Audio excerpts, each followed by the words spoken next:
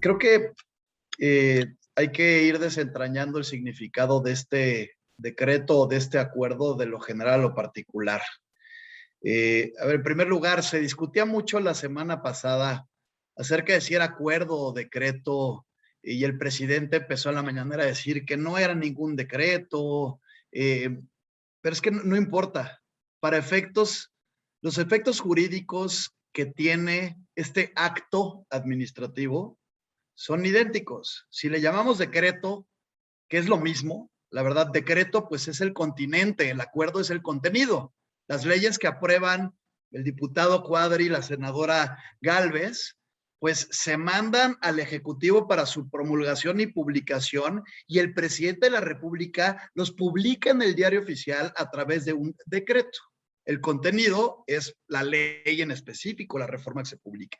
Aquí es un decreto, un acuerdo publicado a través de un decreto, y es un acuerdo porque es supuestamente un acto tomado, una decisión tomada entre dos o más autoridades, porque lo firman el presidente de la República y todos los secretarios y secretarias de su gabinete. Ahora, se ha criticado muchísimo el tema de la opacidad y se ha resaltado el papel del INAI, pero creo que esto es completamente secundario, si me permiten decirlo así. ¿Qué sucede cuando alguien presenta una solicitud de acceso a la información? ¿No? Yo ahorita meto una solicitud de acceso por un nuevo tramo del Tren Maya. Por más que exista un acuerdo o un decreto que hable acerca de la seguridad nacional, probablemente en la unidad de enlace de la Secretaría de Comunicaciones y Transportes o de la Sedena me van a negar el acceso a la información, lo van a considerar reservado supuestamente por seguridad nacional, pero esto no quiere decir que se vaya a quedar así. Yo puedo impugnar a través de un recurso de revisión esta negativa de acceso a la información, y esto lo conoce el Pleno del INAI, y al INAI no le manda el decreto. Este decreto no es obligatorio para los órganos autónomos o para cualquier otro poder en este país. Perfectamente el INAI podrá decir que es ilegal la reserva de acceso a la información realizada por la autoridad a la cual se le solicitó esta información e inmediatamente resolver obligando a la autoridad de que se trate a entregar y dar el acceso a esta información. Entonces, realmente no es un tema que preocupe desde el punto de vista de la opacidad, no es un tema que preocupe ni siquiera desde el punto de vista de los amparos, ¿no? Este cártel de los amparistas que mencionaba la senadora no fue por el tema del Tren Maya. Ese apodo nos lo pusieron a nosotros, a los litigantes de sociedad civil, cuando hicimos estos 150 amparos en contra del aeropuerto de Santa Lucía, que le suspendimos a través de 22 suspensiones judiciales el proyecto de aeropuerto por 6 meses, y fue, senadora, recordará, fue Miguel Torruco, el secretario de Turismo, quien lo puso en un tuit, ¿no? Y ya después, pues, se empezaron a poner estos apodos a cualquier persona que acude a exigir sus derechos en términos del 17 constitucional, que es el derecho fundamental de acceso a la justicia, ¿no? Entonces, el presidente de la República utiliza como ejemplo estos amparos que se han presentado en contra de las obras para emitir este decretazo, y que desde mi punto de vista únicamente le sale contraproducente al propio gobierno. ¿Por qué? Porque por más que salga, imaginemos mañana otro acuerdo firmado por todo el Ejecutivo Federal y digan que ahora no hay derecho a ampararse por ningún motivo, eso y nada es lo mismo. No tiene efectos jurídicos alguno. Tampoco tiene efectos jurídicos respecto de decisiones judiciales, las cuestiones que diga un mero acuerdo que son o no de seguridad nacional, porque contravienen lo que dice la propia Ley de Seguridad Nacional.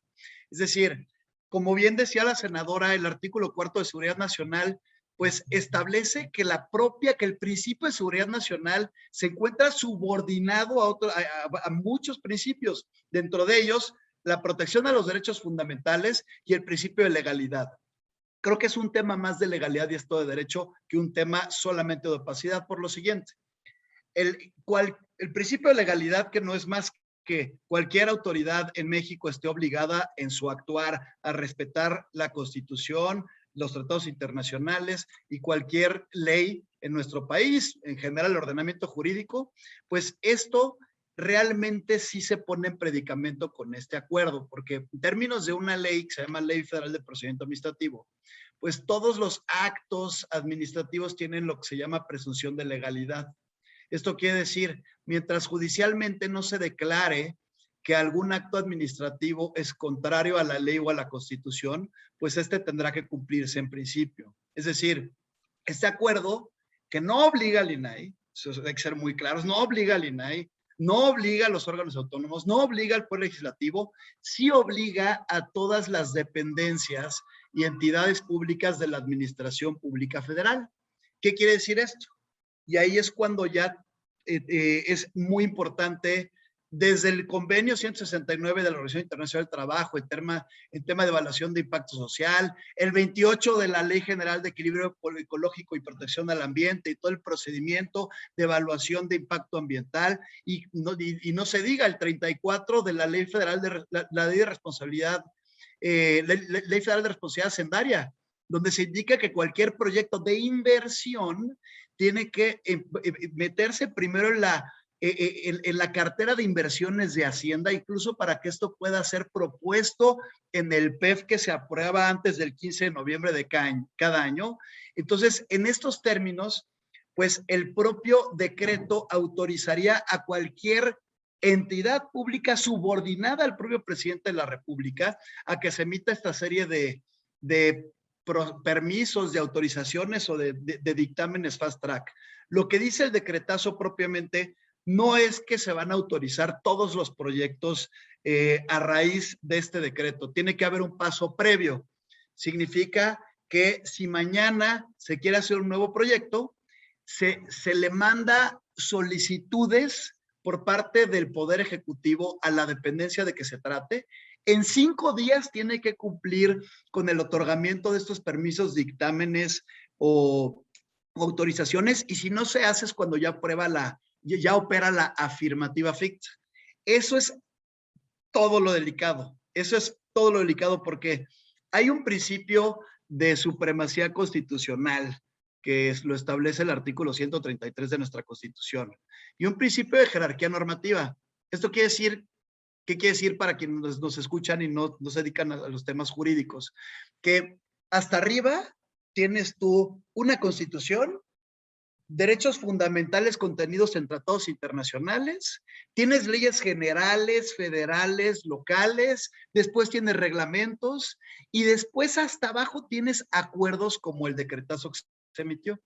En caso de que cualquier norma de jerarquía inferior contradiga lo que establece cualquier otro ordenamiento de jerarquía superior, esto es susceptible de ser impugnado, por ejemplo, a través del juicio de amparo, y pues evidentemente el juez de distrito tendrá que, si sean las circunstancias del caso, dar una suspensión o al final en una sentencia dictar un amparo que beneficia a quien acudió al juicio de amparo. Entonces, esto es bastante importante porque si el presidente dice que esto es para blindar sus obras, le está saliendo contraproducente porque ya se están preparando acciones legales. Lo dijo el propio INAI, está preparando una controversia constitucional. Espero que en la oposición también se presenten acciones de inconstitucionalidad, aunque no sea una norma general el decreto como tal, por lo menos que se intenten, senadora, diputado, por lo menos que se intenten, porque es un acuerdo, un decreto que pretende hacer las veces de ley. Podemos buscar una nueva interpretación por parte de los ministros y ministras de la Corte cuando se presenten estas acciones de inconstitucionalidad por parte de una minoría legislativa en cada una de las cámaras, ¿no? Por supuesto, controversias constitucionales a nombre de la COFESE y, por supuesto, juicios de amparo relacionados sobre todo con cuestiones también del derecho al medio ambiente, para hablar del tema de esta charla, en contra no solamente del decretazo, sino en contra de cualquier proyecto que se vaya aprobando como un efecto dominó con base en esta nueva normatividad que se autoimpuso el presidente de la República. Entonces, todo esto pues se tiene que hacer a través de una articulación ciudadana. porque ni el diputado Cuadri va a poder solo con su partido, ni la senadora Gálvez va a poder sola con su partido. Necesitan ¿de qué? De la ciudadanía, que podamos todos meterle cabeza, meterle pluma a todos estos medios de impugnación, porque al final el interés no es partidario, el interés no es político, el interés es que tengamos un Estado de derecho donde se respete precisamente todo el tema de la jerarquía normativa que estamos platicando. Por otro lado, también hacer una acotación, Carlos, el tema de la seguridad nacional, a ver, es una figura que se encuentra prevista en la Ley de Seguridad Nacional. En materia de transparencia, es un pretexto para reservar información, pero es solamente con los requisitos que establece la propia Ley de Seguridad Nacional. Es decir, la Ley de Seguridad Nacional dice qué es de seguridad nacional. Eso lo tiene que decir el Congreso de la Unión a través de las leyes. Esto no lo puede decir el presidente de la República, lo tendría en todo caso que decir el Consejo de Seguridad Nacional, que es otra cosa. La ley de transparencia también es muy clara. No se pueden utilizar pretextos por parte del propio Poder Ejecutivo con base en estos acuerdos para decir que algo es de seguridad nacional y pues con base en eso resolver por parte de distintas autoridades. Oye, pero en esos amparos de Santa Lucía sacaron un acuerdo de seguridad nacional y eso tumbó todos los amparos. Efectivamente, sí. En ese caso fue un acuerdo del Consejo de Seguridad Nacional. No declaró de seguridad nacional Santa Lucía, sino declararon como instalaciones estratégicas todas las obras de la Sedena en todo el país. Y esto fue metido a los 150 amparos para meter lo que se llama incidente de modificación a la suspensión. El juez que resolvió esas incidentes de modificación a la suspensión lo hizo mal, lo hizo de manera ilegal, lo hizo con falta de independencia y con falta de profesionalismo. Pero cuando íbamos nosotros a litigar con ese juez, veíamos coroneles del ejército saliendo de su oficina. El tribunal colegiado que resolvió las impugnaciones en contra de esta suspensión, al presidente de ese tribunal colegiado casualmente le ofrecieron ser consejero de la judicatura, a la otra persona dicen que lo amenazaron y al tercer magistrado de circuito que no se echó para atrás el mismo día que resolvió a favor del grupo que llevamos los amparos, fue suspendido desde la Suprema Corte de Justicia por irregularidades en sus cuentas. El señor tenía cáncer, lo suspendieron 6 meses, se murió a los 8 meses.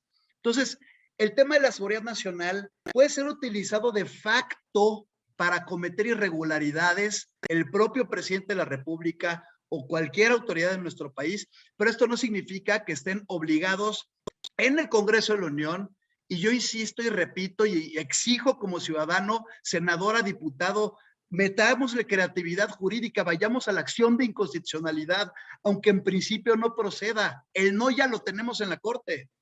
Exigir también al Poder Judicial de la Federación que cuando le lleguen todos estos casos se comporten a la altura y por supuesto a los órganos autónomos para que presenten las debidas controversias constitucionales. Sé que de la CNDH nos olvidamos porque está Rosario Piedra Ibarra designada como titular de la CNDH, pero por lo menos tenemos al INAI, tenemos a la COFESE, tenemos al IFETEL, hay muchos temas de competencia económica interesantes que se deben y se tienen que plantear y aquí en sociedad civil estamos a la orden para hacer equipo. Muchas gracias.